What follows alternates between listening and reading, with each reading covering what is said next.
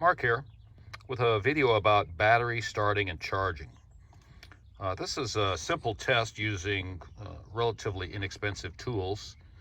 This set of tools here, the Dwell-Tak voltmeter and this remote starter switch, can be purchased at almost any auto parts store, and sometimes you can even get them used at garage sales, Craigslist, things like that.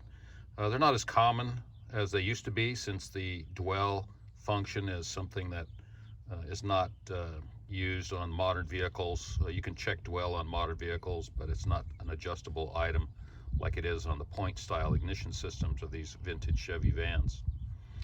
So this video covers anything that has a 12-volt battery and an electric starter. Anything from big rigs to lawn and garden tractors, this information applies. So the first thing we're going to notice here is that the voltage is right at about 12.6. That's perfect. That indicates a fully charged battery. If it was less than 12.6, that would indicate less than full charge. We wouldn't really want to test the battery if it was less than 12 volts because we wouldn't really be able to get a good determination of whether it's a bad battery or a bad starter. So if it's less than 12 volts, we want to charge it up and then proceed with the test. If it was 11 or 10 volts, you could still proceed with this test to see if the charging system is working, and that's what we're going to do later, but it's not really a good test of the battery. If it was at 6 or 8 volts, then that indicates a bad battery, in my opinion. I have not had good success trying to charge up batteries that started off at 6 or 8 volts and have them perform well. Sometimes they'll come back for a little while, but they're gonna probably let you down. So best thing to do is, if you see a battery that's reading 6 or 8 volts and it's a 12-volt battery, then it's time to start looking for another battery. So the first thing we're going to do is hit the starter switch, hold it on there for about 5 seconds, and take note of the reading, the voltage.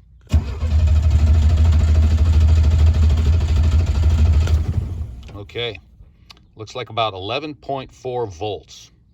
That's not bad. We don't want to see anything less than 9.6 volts. If we see less than 9.6 volts under cranking only, then that indicates that the battery is bad or the starter is bad. The only way you could really tell for sure is to have an amp meter, which again is outside this video's explanations. There are other ways that you can try to narrow it down if you don't have an amp meter or access to one. And that is if you have a new battery in there, or you can jump start from a known good battery, especially if it's jump started from a car that's running, then if you jump start it like that and then hit the crank and it goes below 9.6 volts, then chances are pretty good that that starter is bad. So we're going to go ahead and hit the crank again.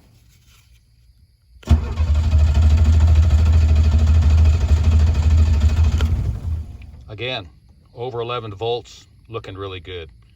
Now, whenever you're cranking an engine, you don't really want to hold it on longer than 5 or 6 seconds.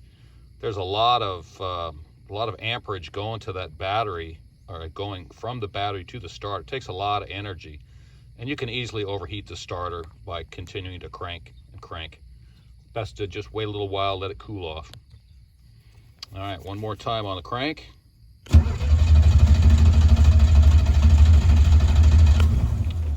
Looking good.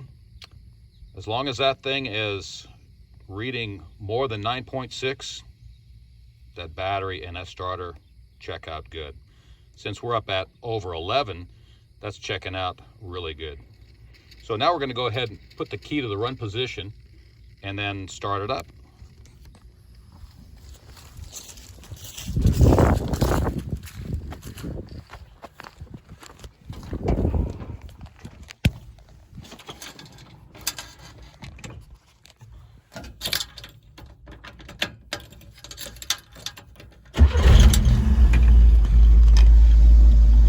and rev it up a little bit.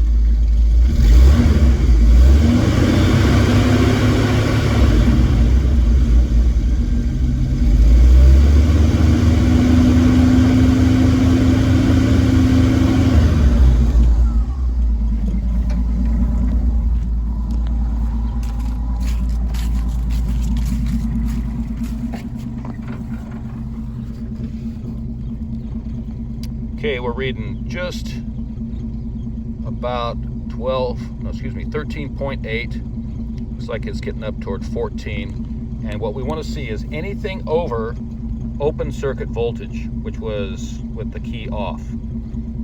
So our open circuit voltage was 12.6. And as long as we see more voltage than 12.6 when the engine is running, then that alternator is charging. So this one is at 14 now. The most that we want to see is 14.6. If we see more than 14.6 volts, then that is overcharging. That's going to be typically a bad alternator.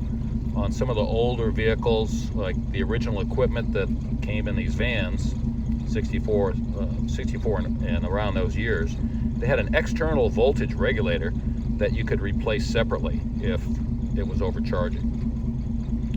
So the newer ones just have the voltage regulator inside the alternator. So if it's overcharging, you just have to replace the alternator. So that's it. That's what I call the rule of 0.6. When it's running, it should be no higher than 14.6. When it's open circuit, engine off, no accessories on, it should be right at 12.6. And during cranking only, it should be no less than 9.6. So that's my rule of 0.6 and a way to test battery starting and charging with just a couple of simple tools. Hope that helps out. Thanks for watching. Appreciate it.